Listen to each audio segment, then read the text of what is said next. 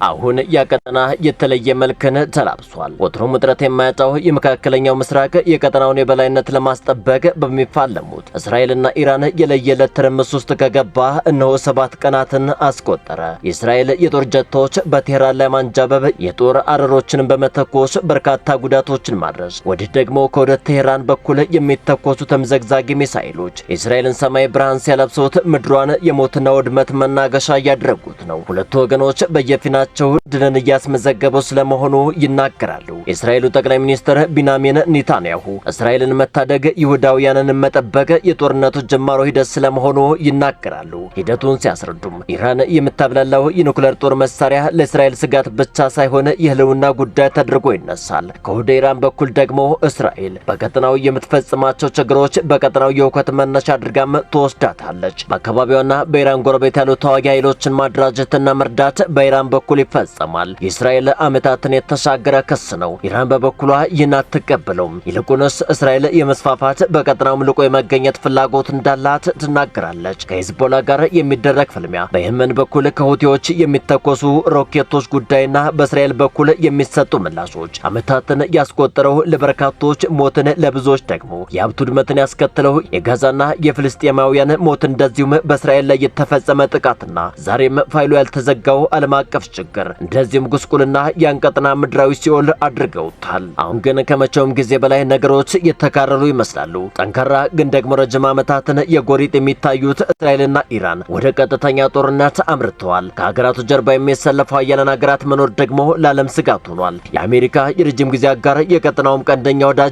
እስራኤል ናት። ለዚህም ይመስላል እስራኤል በኢራን ላይ የመጀመሪያ ግን ደግሞ የመጨረሻ ያልሆነውን ጥቃት ስትሰነዝር አጋሩ አሜሪካ ጉዳዩን በውል ታውቅ ትረዳም ነበር። ኤምባሲዋን በቴህራን መዝጋት፣ ሰራተኞችንም በጥንቃቄ ነገሮችን እንዲያጤኑ መልእክትን አስተላልፋም ነበር። የአሜሪካው የውጭ ጉዳይ ሚኒስትር ማርክ ሩቢዮ መልእክትን አስተላልፈው ቀናት ሳይቆጠሩ በቴህራን ላይ ሐዘን ተደፍቶባታል። በርካታ የኒውክሌር ሳይንቲስቶቿን ተነጥቃለች።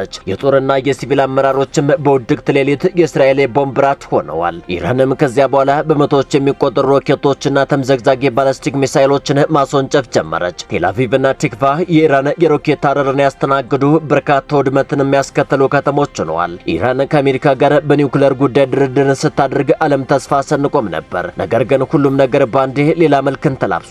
አሁን ደግሞ ሌላ ችግር በዛ ቀጠና ሊዋለድ ይመስላል። የአሜሪካው ፕሬዝዳንት ዶናልድ ትራምፕ ንግግሮች ዓለምን ለሁለት ጎራ እንዳይከፍል አዝግቷል። የኢራንን አየር ሙሉ በሙሉ ተቆጣጥረናል ከማለት የኢራን ሃይማኖታዊ መሪ አያቶላህ አሊ ኻሜኒን እጅ ስጥ እስከ ማለት የተሻገረው የፕሬዝዳንቱ ንግግር በርካቶች የሚዋጥ አይደለም። አሜሪካ በመጀመሪያ ጥቃትም ሆነ በጦርነቱ ሂደት ገለልተኛ ሆነ ለመታየት ጥረትን አድርጋለች የሚለው የአልጀዚራ ዘገባ ነው። ነገር ግን ይላል በሐተታው ነገር ግን ትራምፕ በንግግርና በጽሁፋቸው ያን ግምትና መላምት ውድቅ የሚያደርጉ ድርጊቶችን እየሰሩ ነው ይላል። ወዲህ ደግሞ ቢቢሲ እንደዚህ ያስነብባል። ትራምፕ በእስራኤልና ኢራን ጦርነት በቀጥታ ለመሳተፍ ዝግጅት እያደረጉ ነው ይላል። ላብነት የሚያነሳው ደግሞ ፕሬዝዳንቱ በጦርነት መሳተፍ የሚያስችል ሰነድን አጽድቀዋል፣ ግን ከወረቀት ያለፈ በተግባር የተገለጠ ተሳትፎ እንዲኖር ፈቃድ አልሰጡም ይላል። ይህ በርካቶችን ግራ ያጋባ ለመተንበይ አስቸጋሪ ሆኗል። ፕሬዝዳንቱም በጦርነት ልንሳተፍም ላንሳተፍም እንችላለን ሲሉ ተናግሯል።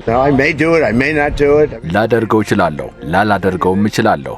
ይህን ማንም ማወቅ አይችልም። ይህን ነው መናገር የሚችለው። ይህን የፕሬዝዳንቱ ንግግር ለመተቸት ሩሲያን የቀደማት የለም። የሩሲያው ፕሬዝዳንት ቭላዲሚር ፑቲን አሜሪካ በዚህ ጦርነት ከተሳተፈች ጥሩ አይሆንም ብለዋል። ይህ ምን ማለት ነው? ማንም ምንም ሊገምት ይችላል። ነገር ግን ደግሞ ጦርነቱ ውስጥ አሜሪካ ከተሳተፈች የኃያላኑ ጣልቃ ገብነት የሚጠበቅ ነው። የቱርኩ ፕሬዝዳንት ረሴፕ ታይብ ኤርዶሃን ሀገራቸው ጥበቃን እንድታጠናክር በተጠንቀቅም እንድትቆም አዘዋል። የአሜሪካ የጦር ጀቶች ወደ መካከለኛው ምስራቅ እየተጠጉ ነው። አያቶላህ አሊ ኻሜኒም ኢራንና ኢራናውያን እጅ ሰጥተው ያውቁምና አሜሪካ በዚህ ጦርነት ከተሳተፈች ክፉ ጥላ በዓለም ያጠላል፣ ቅጣታችንም ወደር የለውም፣ ታይቶም አይታወቅም እያሉ